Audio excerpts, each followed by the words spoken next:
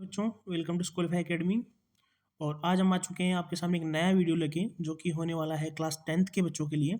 क्योंकि इस वीडियो में हम बात करेंगे उनकी ज्योग्राफी बुक का chapter second forest and wildlife resources के most important question answer from the perspective of pre board, board और क्लास टेस्ट। इन क्वेश्चन आंसर्स के बाहर किसी भी एग्जाम में नहीं पूछा जा सकता, चाहिए वो शॉर्ट आंसर टाइप को हो, लॉन्ग आंसर टाइप हो या फिर एमसीक्यू हो। ये सबसे इम्पोर्टेंट कंटेंट मैं आपके सामने आज रखने जा रहा हूँ।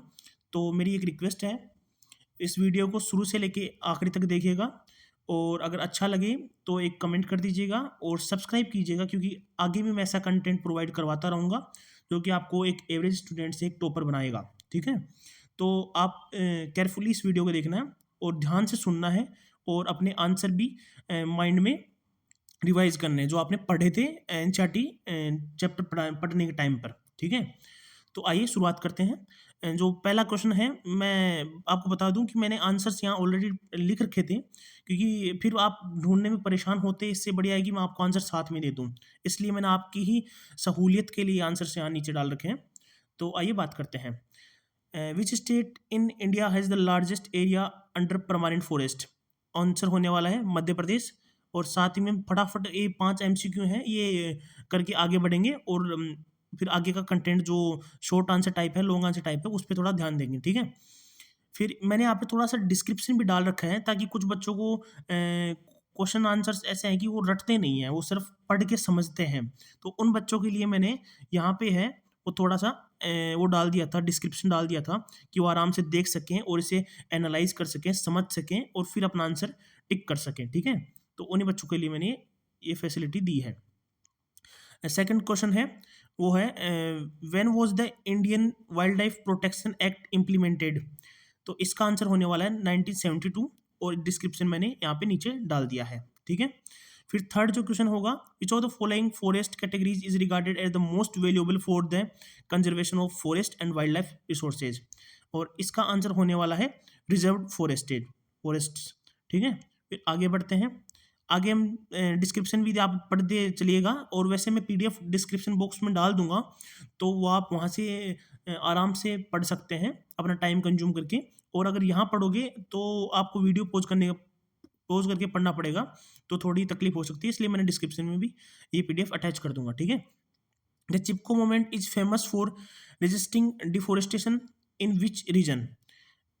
इसका आंसर होने वाला है ये द हिमालयाज। जो उत्तराखंड की साइड का जो एरिया था, वहीं ये चिपको मूवमेंट पहली बार हुआ था। ठीक है, आगे बात करेंगे, विच specific trees do the tribals of Orissa and Bihar worship during weddings?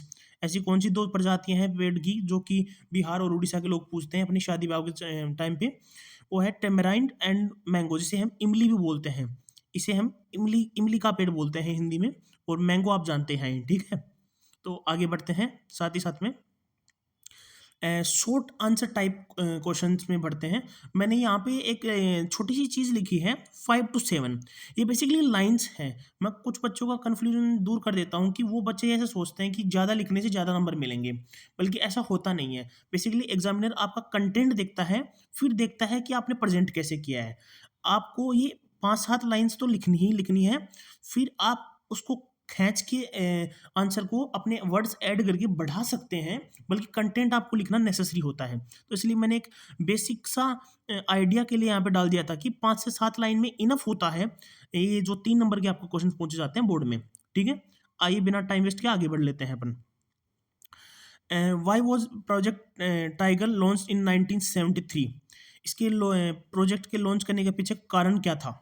ठीक है, इसका कारण मैं आपको बेसिक सा एक ओवरव्यू देता चलूंगा, और आप वीडियो को पॉज करके अपना आंसर पढ़ सकते हैं। आप अपने मन से भी आंसर बना के लिख सकते हैं, तो मैं इसलिए सिर्फ एक बेसिक व्यू दे रहा हूँ आपको। ठीक है, ये इसलिए क्या था, क्योंकि अथॉरिटीज़ को रियलाइज हुआ कि अपनी जो टाइगर की पॉपुलेशन है वो 1827 ही बची है। एज सेंचुरी में देखी जाए तो 55,000 के राउंड थी। ठीक है, तो इसी ये एक इंडेंजर्ड स्पीसीज के अंदर काउंट होने लगी है। तो इसको बचाने के लिए टाइगर्स को प्रिजर्व किया गया, और उनके पक्ष में एक ऐसा कानून लाया गया जिसकी वजह से टाइगर्स को खतरा ना हो। उनकी पोचिंग मतलब हर्टिंग, उनको हंटिंग ना हो उनकी, उन वो किसी के शिकार ना बने, उनकी स्किन्स और बोन्स का वो क्या है व्यापार ना किया जाए, ठीक है? तो ऐसी बेसिक बेसिक चीज़ों को रोकने के लिए ये टाइगर प्रोजेक्ट लॉन्च किया गया था और टाइगर को बेसिकली बचाने के लिए ही टाइगर प्रोजेक्ट लॉन्च किया गया था। और इसको प्रिज़र्व करके, क्योंकि ये एक नेशनल एनिमल भी है, आपको जैसे पता होगा, क्योंकि नेशनल एनिमल होने के नाते इसे बचाना अपने इंडिया के लिए बहुत ही इम्पोर्टेंट है, इसलिए ये कानून लाया गया था। आप अपने वर्ड्स में भी आंसर बना के लिख सकते हैं, बस कंटेंट थोड़ा-सा इन लाइन्स में से उठा लेना, वो आपको काफ़ी हेल्प करेगा अपना आंसर लिखने में, ठीक है? तो आइए आगे वाले क्वेश्चन की बात कर लेते हैं। यहाँ से क्वेश्चन है, how are forest classified in India? Briefly explain the 3 categories. Briefly इसलिए डाला है क्योंकि 3 नंबर वाला क्वेश्चन है, तो ब्रीफली में ही काम चल जाएगा आपका, ठीक है? और यहाँ से शुरू करते हैं। रिजर्व फॉरेस्ट, एक प्रोटेक्टेड फॉरेस्ट और एक जो फॉरेस्ट है वो होता है अनक्लासिफाइड, अनक्लासिड फॉरेस्ट होता है बेसिकली। ये तीनों टाइप की फॉरेस्ट में आपको छोटा सा एक ओवरव्यू दूं, तो ये वो फॉरेस्ट होते हैं। अन रिजर्व फॉरेस्ट वो होता है जिसमें सभी प्रकार की ह्यूमन एक्टिविटीज बैन होती हैं, ठीक है?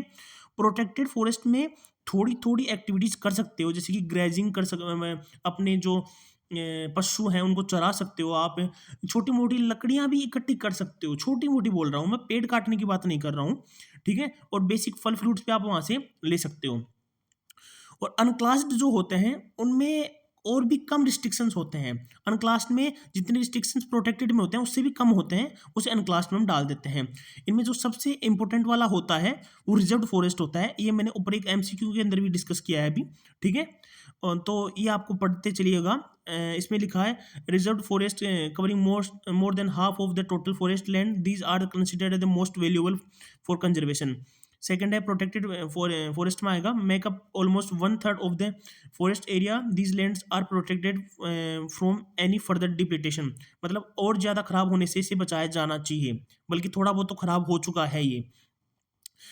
Unclassed forest, these includes other forest and wastelands belonging to both government and private individuals or communities। मतलब कुछ कुछ कम्युनिटीज जो हैं जैसे कबीला वगैरह के लोग हैं, वो भी थोड़ा सा फॉरेस्ट का पार्ट जो है ओन करते हैं, तो वो दोनों कुछ पार्ट सरकार का है, कुछ कम्युनिटीज का है, वो दोनों ही से बचा रहे हैं, उन्हें अनक्लास्ड फॉरेस्ट बोलते हैं, ठीक है? ये क्वेश्चन है, ये आपके बोर्ड में आ सकता है, मुझे ऐसा लग रहा है, इसलिए मैंने यहाँ पे इसको डाला है और आप इसे थोड़ा सा बारीकी से पढ़ें कृपया ना। What is joint forest management and why मतलब when did it formally starts, ठीक है? आपको दो क्वेश्चन पूछे गए हैं एक ही क्वेश्चन के अंदर, तो आइए इसकी बात कर लेते हैं। Joint forest management is a programme that involves local communities in the management and restoration of degraded forest. Joint forest programme एक ऐसा प्रोग्राम होता है जिसमें लोकल कम्युनिटीज की हेल्प ली जाती है फॉरेस्ट को खराब होने से बचाने के लिए। It formally began in 1988 when the state of Odisha pass the first resolution for it. Odisha सरकार ने इसका पहला रेजोल्यूशन पास किया था, पहला प्रस्ताव पास किया था। JMF depends on the formation of local village institution that undertake protection activities on forest land managed by the forest department। ये जो JMF होता है ये बेसिकली लोकल विलेजर्स के ऊपर भी बेस्ड होता है, क्योंकि इसमें दोनों लोग साथ मिलकर काम करते हैं, सरकार के लोग भी और लोकल कम्युनिटीज के लोग भी दोनों साथ मिलकर एक साथ काम करते हैं और फॉरेस्ट को बचाने का काम करते हैं। यही इसमें बेसिकली बताया गया है। इसमें गांव के लोग भी लकड़ियाँ वगैरह नहीं काटते हैं, जंगल को बचाने की कोशिश करते हैं जितना वो बचा पाते हैं, ये इसमें बताया गया है, ठीक है? अगला जो क्वेश्चन होने वाला है वो होगा आपका लॉन्ग आंसर टाइप। इसमें आपको 8 से 10 लाइन लिखनी है, 8 से 10 लाइन का कंटेंट आपका होना ही होना चाहिए इसके अंदर, अगर आपको 5 नंबर गेन करने हैं तो। और इससे कम लिखोगे तो आपके नंबर कटने के चांसेस बढ़ जाएंगे, ठीक है? तो इसकी बात कर लेते हैं। इसमें मैंने 2 क्वेश्चन लिए हैं, ये इसमें से सबसे मोस्ट इंपॉर्टेंट है। और फिर अगला वाला जो क्वेश्चन है वो मैंने 3 नंबर वाले के जैसा ही लिया है, तो आप इसको ना उतना ज़्यादा इंपॉर्टेंट नहीं भी रखोगे तो भी चल जाएगा, ठीक है? क्योंकि ये उतना ज़्यादा है नहीं, क्योंकि मैंने यहाँ पे ऊपर डिस्कस कर लिया था, ठीक है? कि हम टाइगर प्रोजेक्ट क्यों लॉन्च किया गया था सरकार के द्वारा और इसका क्या-क्या रीज़न था, वो है। तो आइए इसके बारे में और बात कर लेते हैं। Describe the role of local communities in the conservation of forest and wildlife in India with examples. Basically ये जो अभी हमने बात किया था ना यहाँ पे JFM, उसी से रिलेटेड आंसर यहाँ पे अपन लिखेंगे, क्योंकि दोनों सेम से ही हैं। Conservation strategy in India often rely on traditional communities, जैसे हमने ऊपर बात किया था कि गांव वाले लोग मदद करते हैं। फॉर हुम फॉरेस्टेज आर होम, जिनके लिए जंगल घर हैं। In many areas, villagers are struggling to conserve habitats alongside government officials to secure their livelihoods.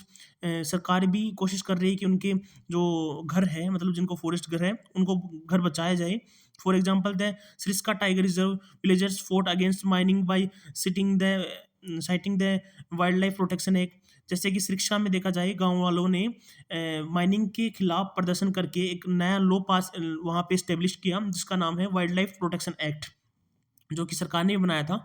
और कुछ लोगों ने जैसे गांव वाले ने, उन्होंने अपनी भी कुछ पॉलिसीज ऐड कर दी उस लॉ में, कुछ रूल्स और एनहेंस कर दिए, ठीक है, थोड़े रिस्ट्रिक्ट ज़्यादा कर दिए। तो उसमें the inhabitants of 5 villages in Alwar Rajasthan declared 1200 hectare as the Bhairodev Dakav Sonchuri. Basically Sonchuri ही है, हम इसे इंग्लिश में सेंचुरी बोलते हैं, बल्कि जो राजस्थानी लैंग्वेज में जैसे बोले तो उसे सोनचुरी बोलते हैं, ठीक है। तो आप इसे मत लिखिए, सोचिएगा कि यहाँ पे वर्ड गलत लिखा हुआ है। इन्होंने गांव वालों ने अपने खुद के रूल्स ऐड कर दिए थे, जो कि काफ़ी मतलब स्ट्रिक्ट रूल्स थे रिलेटिंग हंटिंग, इंक्रोचमेंट। इंक्रोचमेंट मतलब कब्जिया लेना, जैसे ज़मीन कब्जा लेते हैं ना, उसे इंक्रोचमेंट बोलते हैं, ठीक है बच्चों। As integral part of their community movements like Chipko movement अभी बात की थी, ऑल इंडिया चला था, बट बेसिकली हिमालयन रीजन में सबसे ज़्यादा एक्टिव था ये। और जैसे कि इसमें एक एग्जांपल और भी डाल देते हैं, जैसे बिश्नोई जो विलेजेस होते हैं राजस्थान के, वो ब्लैक बक्स जो हिरन का बच्चा होता है उसे पालते हैं, नील गाय को, पीकॉक्स को, इन सभी को पालते हैं। तो ये सभी एक वाइल्ड लाइफ प्रोटेक्शन का काम करते हैं। तो इसी में बेसिकली यही बताना है, और अपने मन से भी आप आंसर बना के लिख सकते हो, पर आपको थोड़ा सा कंटेक्स्ट जो मैंने दिया है लाइन्स, उन्हीं में से लेना होगा, क्योंकि मैंने मेन कंटेंट ही यहाँ पे डाला है। और ये क्वेश्चन आप अगर आपको लगता है कि आपके पास टाइम है थोड़ा सा, तो इसको भी थोड़ा सा पढ़ लेना। इसमें बेसिकली थोड़े एग्जांपल्स मैंने थोड़े ज़्यादा ऐड कर दिए थे, और कुछ अलग है नहीं इसमें, सेम ही क्वेश्चन है जैसे थर्ड वाला था। तो यहीं पे अपना वीडियो खत्म करते हैं। थैंक्स फॉर वॉचिंग बच्चों, और चैनल को ज़रूर ज़रूर सब्सक्राइब कीजिएगा, क्योंकि आने वाले दिनों में मैं और भी अच्छा कंटेंट लेके आऊँगा।